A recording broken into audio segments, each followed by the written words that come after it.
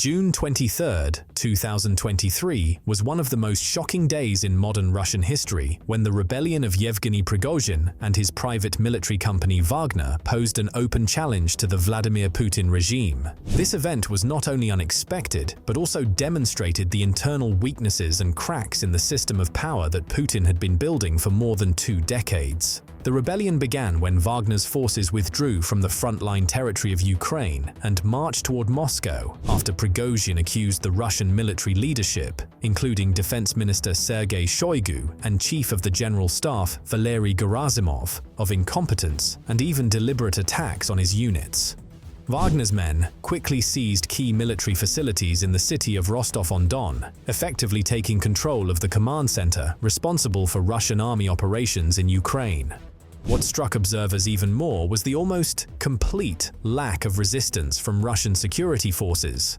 The Wagner convoys moved unimpeded for hundreds of kilometers toward Moscow, giving the impression that the Russian state had lost control of the situation. This was a turning point for many analysts who had been observing the stability of the Russian political regime for years. Putin, who had built his authority on tight control over all branches of government, suddenly faced a real threat of losing power. Wagner's rebellion could lead to his overthrow, and this caused panic among the Kremlin elite. Many officials and generals who had always demonstrated loyalty to Putin could now reconsider their positions and even begin to criticize him. That's what we're going to talk about today. I'm Hustler. Enjoy your viewing. The private military company, PMC Wagner, has gained a notorious reputation not only within the Russian-Ukrainian war, but also in the global context, where its actions have become a symbol of the Kremlin's aggressive policy. Initially, the company operated as a shadow army that performed tasks that allowed the Russian state to distance itself from direct accusations of warfare. In 2014, they were involved in the seizure of Ukrainian Crimea and Donbass. Later, the Wagner PMC actively participated in the civil war in Syria in 2015 on the side of President Bashar al-Assad's regime.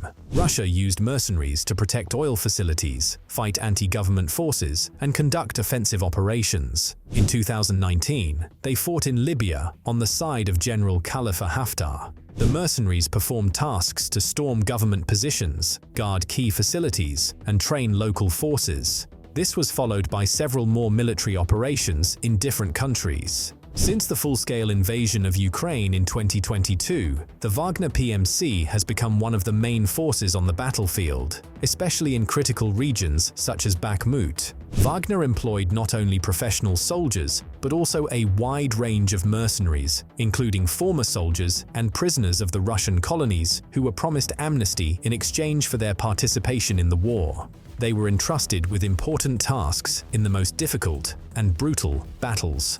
One of the most striking examples was the city of Bakhmut, which became a symbol of one of the bloodiest battles of the war. Wagner's PMC played a key role in the attempts to capture the city, using meat grinder tactics, throwing a large number of poorly trained recruits into the attack. The PMC's activities were accompanied by accusations of brutal war crimes, such as executions, torture, and abuse of Ukrainian prisoners.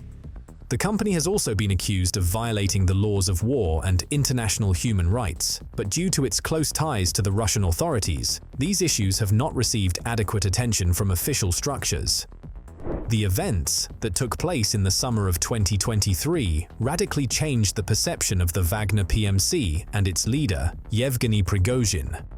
In June 2023, Prigozhin organized the so-called March on Moscow, which was actually an attempted military coup. This rebellion was a response to disagreements between Prigozhin and the Russian military leadership and the Russian authorities.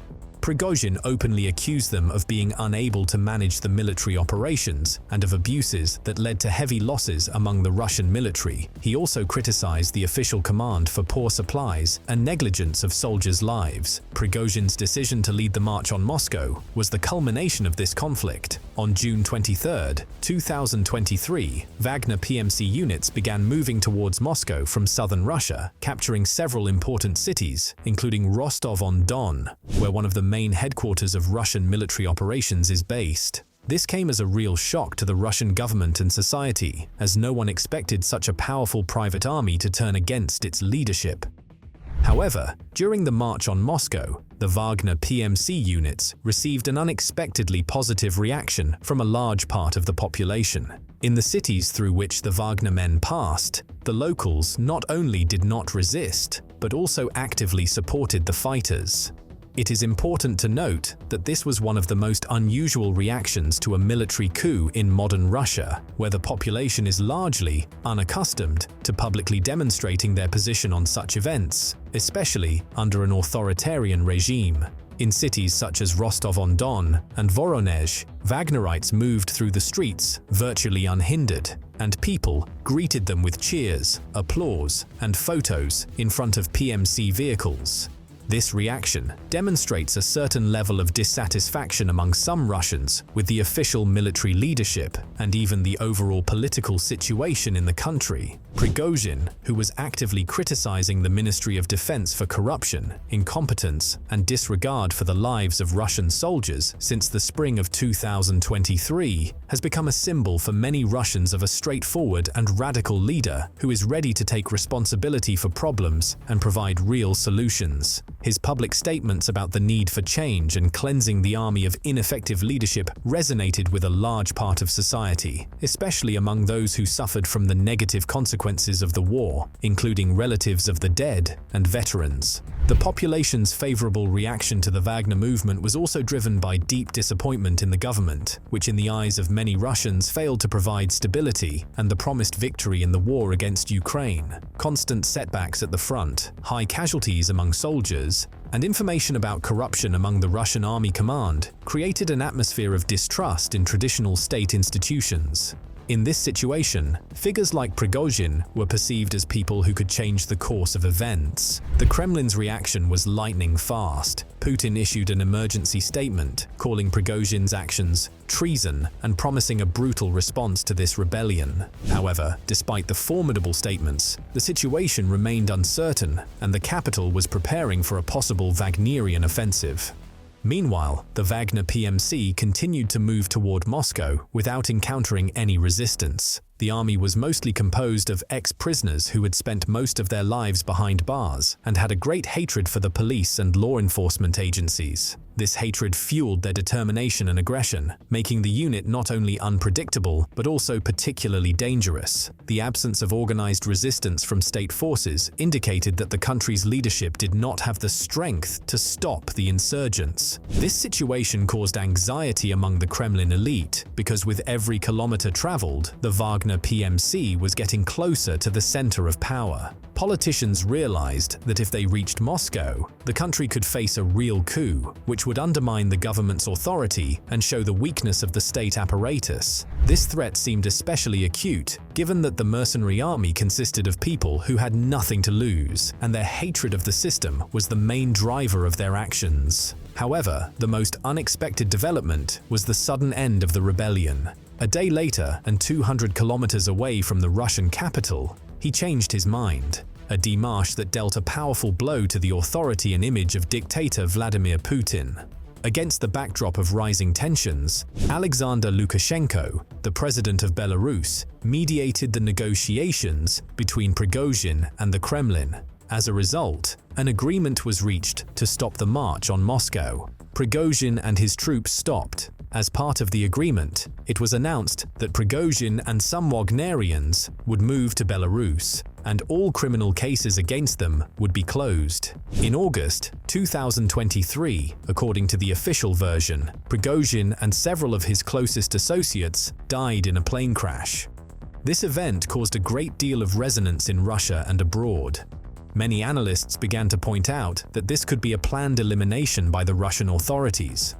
According to another version, Prigozhin fled to Africa and is still living and staying there. To summarize, the events of the summer of 2023 with the Wagnerites were not only an indicator of internal contradictions in the Russian government and army, but also revealed the deep dissatisfaction of a part of the Russian population with the state of affairs in the country. The support for the Wagnerites in the cities on the way to Moscow showed that there is a significant demand in Russian society for alternative leadership models and for reforms in the army and public administration. This support demonstrated that, in the event of further crises, even private paramilitary groups can gain popularity and influence, which could have serious implications for the future of Russia and its political system.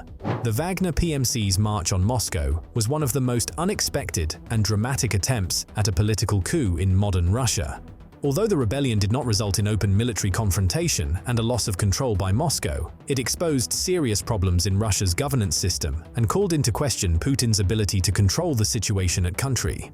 Although it is not known what would have happened next if the Wagner PMC had reached Moscow and carried out a coup, it can be assumed that Russia would most likely have begun to disintegrate into separate regions.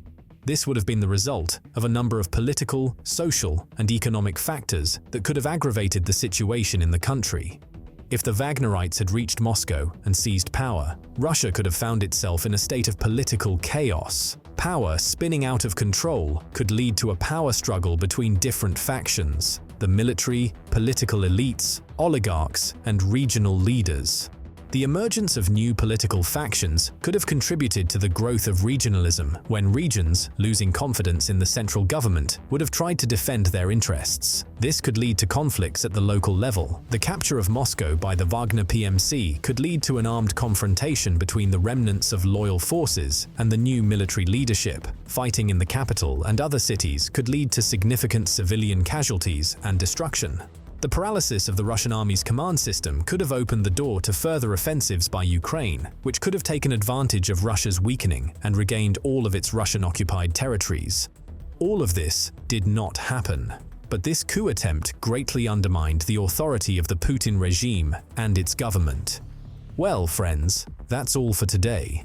Don't forget to subscribe to the channel to keep up with the latest developments. This video was prepared by Hustler. Peace be with you. See you soon.